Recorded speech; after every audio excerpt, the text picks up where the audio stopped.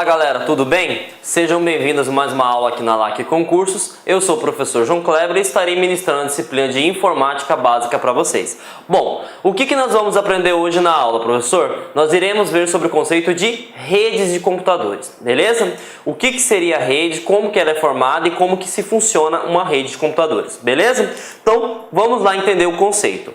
Galera, redes de computadores nada mais é do que um conjunto de hardware e software que permite estabelecer comunicação entre dispositivos de redes. Eu quero que vocês gravem apenas duas palavras, tá? Primeiro, tá?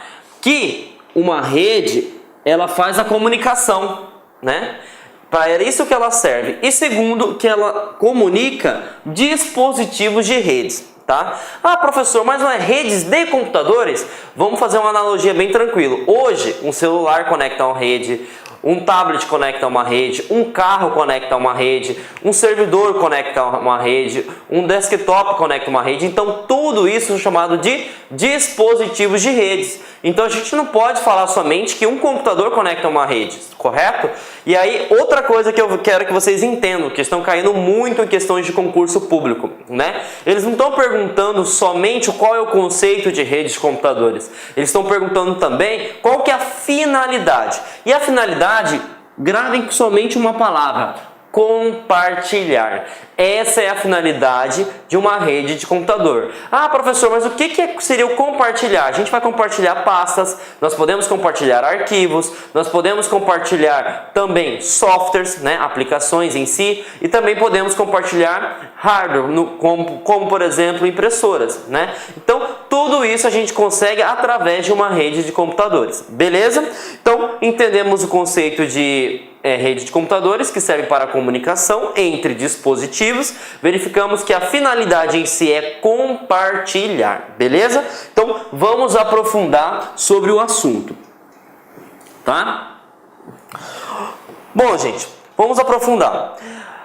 Rede de computadores, ela trabalha, né, baseada em protocolo. Para que você consiga entender protocolo, para não fique algo muito técnico que você não consiga compreender bacana, né? Eu vou dar uma analogia que é bem interessante.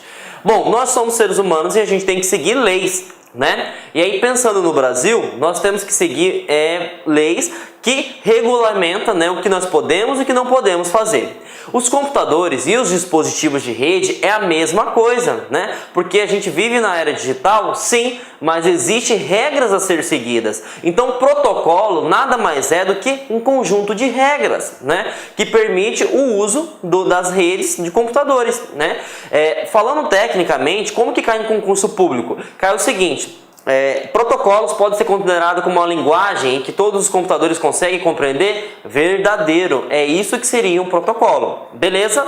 Entendemos então que seria um conjunto de regras, né? E aí vamos pensar no mesmo exemplo que eu citei para vocês sobre a sociedade, né? Nós brasileiros, né, nós temos que seguir um conjunto de regras que é como se fosse algo maior, né, que se chama Constituição Federal. Então, os artigos, né, da Constituição Federal é como se fossem as maiores leis, né, do nosso país, né, que essas leis, elas são maiores que as leis estaduais e as leis municipais, correto? E aí, por que eu estou falando isso? Porque na utilização de computadores, né, quando se fala no assunto de rede de computadores, existe também um conjunto de redes maiores, que é chamado de TCP/IP. Então, o TCP/IP nada mais é como se fosse a Constituição Federal. É um conjunto de protocolos. E que conjunto de protocolos são esses, professor João Kleber? São um conjunto de protocolos que regulamentam a transmissão entre dispositivos. Então, o que significa TCP/IP?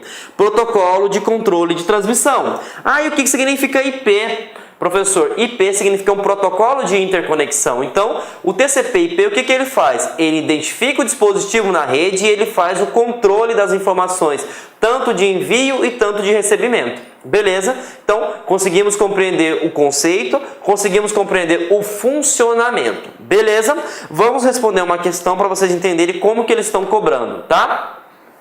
Bom, essa questão caiu na Polícia Civil, né, do Acre para o cargo de perito, né? A banca examinadora foi a FUNCAB e ele cobra o seguinte, galera: a principal família de protocolos que permite a operação de uma intranet ou internet é a do, vamos lá, internet, né, precisa de uma rede de computadores para estabelecer comunicação. Então isso aí você já consegue entender que está adequado, né? E aí essa questão é interessante porque aqui não tem eliminação, probabilidade de erro, aqui você tem que entender o conceito completamente. E a gente viu que é o seguinte, quem que é a família de protocolos? Quem que é a Constituição Federal, né? Falando dessa forma, na rede de computadores. É a família TCP/IP. Então, a resposta correta seria A, né? Então, vimos aí que precisamos saber o conceito de redes de computadores e precisamos saber também como que se dá, né, a sua legislação, como é que é o funcionamento em si. Beleza? Vamos para outra forma, outros tópicos sobre rede de computadores, né? E aí, esse tópico seria sobre identificação dos dispositivos. Lembrando, né? Eu não coloquei aqui computadores porque existem vários dispositivos, tais como celular, tablets, notebooks, todos eles conectam uma rede. Então, eu não posso apenas colocar um computador, beleza? E existem 3 formas de você identificar um dispositivo na rede. Da mesma forma que eu posso identificar você que está me vendo agora pelo seu nome, pelo seu CPF e pelo seu RG, os computadores também podem ter várias nomenclaturas para fazer a sua identificação. E quais nomenclaturas são essas? As nomenclaturas são o seguinte: hostname, eu posso identificar pelo IP ou eu posso identificar pelo MAC address, tá? Ah, professor João Kleber, por que você é chato e coloca só palavras em inglês? Porque, infelizmente, bancas tais como CESP, tais como FCC, tais como FGV, cobram em inglês. Então, vocês têm que estar preparados, né? Claro que eu vou falar também como que poderia ser cobrado em português, tá? Então, o que seria hostname? Hostname é como se fosse o nome da máquina. Por exemplo, todo dispositivo tem o nome da máquina. Quer ver um exemplo? Você tem um smartphone, correto? Quando você tem um smartphone, você pode fazer uma ancoragem, ou você pode enviar um arquivo sobre Bluetooth, e aí você coloca o nome que você gosta no seu aparelho, porque ele padrão vem com o nome, né? Vamos supor que você tem um celular Samsung e vai vir o nome Samsung e o modelo dele, né? Ah, mas eu não quero que seja Samsung, eu quero que seja João Kleber. Eu vou lá, altero o hostname do computador. Beleza? Então o hostname é o nome da máquina. E eu trouxe para você o seguinte, ó, o nome do computador do professor João é João-Node, né? Então isso é uma forma de identificar um dispositivo na rede. Segunda forma, pelo endereço IP. Tá? O endereço IP é algo lógico, né? Assim como o nome da máquina também é algo lógico, tá? O que é algo lógico? Você consegue visualizar o nome, você não consegue tocar, por exemplo, né? Você, por exemplo, pode alterar o nome, a nomenclatura do jeito que você quiser, né? E aí, uma coisa interessante, por exemplo, eu não quero mais João Kleber, eu quero colocar, por exemplo, LAC Concursos, eu posso? Eu posso alterar o meu hostname. Eu posso alterar o meu IP também, professor João Kleber? Pode. Por exemplo, um tal momento seria 192.168.1.1, em outro tal momento poderia ser 1.2 e assim por em diante, tá? Então, o IP quanto o hostname podem ser alterados, tá? Uma coisa importante que estão cobrando agora em questão de concurso público, tá? Sobre a questão das versões. Professor João Kleber, o que seriam essas versões? Hoje, atualmente, nós trabalhamos com 2 versões de IP, né? Lembrando que IP é um protocolo de interconexão, né? Que versões são essas? Nós temos a IPv4 e nós temos a IPv6. Professor, por que nós trabalhamos com 2 tipos de IP? Porque é o seguinte, gente, no final de 2013, acabou os números de IP. E aí o que acontece quando acaba o número de IP? Simplesmente não poderia mais colocar dispositivos na rede. Significa o seguinte: todo mundo já tem um IP. Acabou, você não pode comprar um outro celular. Por quê? Porque ele já é um IP e não tem mais IP disponível. Então, por isso, né, que criaram uma nova nomenclatura chamada de IPv6. Tá? Esse IPv6, né, ele é baseado em hexadecimal, né? Aí é uma questão até para curiosidade. Para vocês terem noção do tamanho que é essa versão IPv6. Imagine o planeta Terra. Certo? O planeta Terra. Agora imagine você colocar um IP do lado do outro 7 vezes no planeta Terra. Este é um número que hoje nós podemos administrar. Então os cientistas dizem que não, mas vai haver necessidade da gente gerar uma nova versão, tá? E a IPv4, né, que essa versão que nós estamos trabalhando, ela daqui a um tempo, ela vai estar em desuso. Por quê? Nós estamos fazendo um processo de migração, né, de IPv4 para IPv6. Beleza? Então, entendemos aí que IPv4 e IPv6 é uma versão, né, e que esse seria endereço lógico. Lembrando que nós podemos alterar esse tipo de IP. Outra coisa que eles estão cobrando também, né, em concurso público, que é o seguinte: o IPv4, né, a gente fala que ele trabalha em 4 agrupamentos. Então, 1 agrupamento, 2 agrupamentos, 3 agrupamentos, 4 agrupamentos. A gente chama de octeto esse agrupamento, tá? Mas isso é algo mais técnico. O que eu preciso saber? Que o IPv4 ele trabalha com 4, somente 4. E o IPv6, professor João Kleber, ele vai até 8 agrupamentos. Beleza? Então, o IPv4 ele vai até 4 e o IPv6 ele vai até 8 agrupamentos. E aí vocês podem perceber que no IPv4 a gente só possui números, né? E no IPv6 a gente possui números e letras. Só que essas letras são somente A, B, C, D, E e F.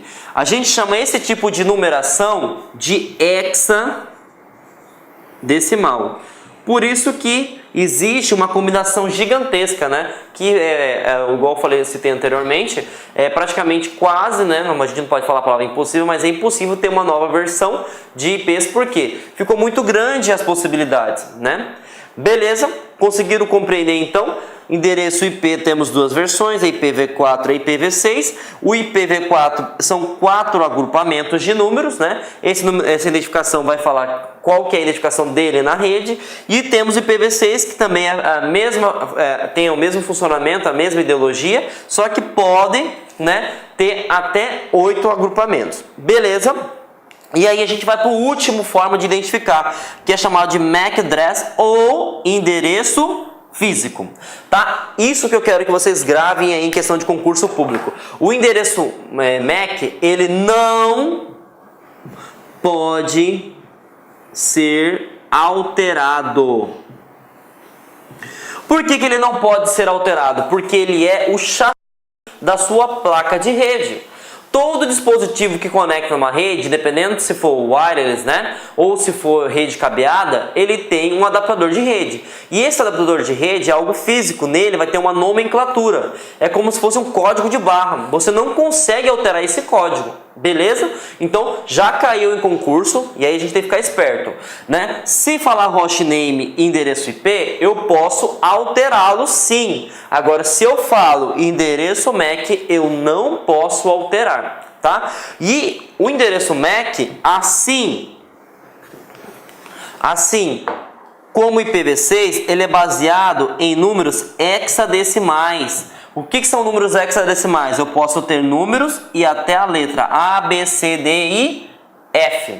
E aí uma coisa que você precisa decorar. Os endereços MAC são compostos por 6 agrupamentos. 1, 2, 3, 4, 5, 6.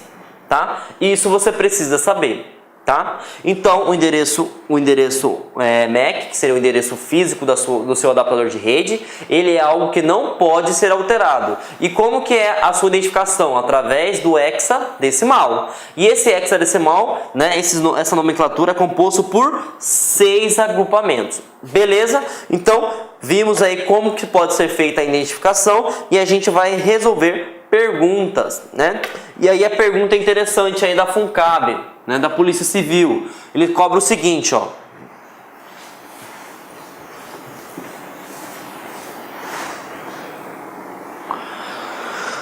Qual das alternativas é o endereço MAC da camada de enlaces de dados do TCP/IP, né? TCP/IP já vimos que é um conjunto, né, a família de transmissão de dados, e ele está perguntando como é que se dá essa identificação.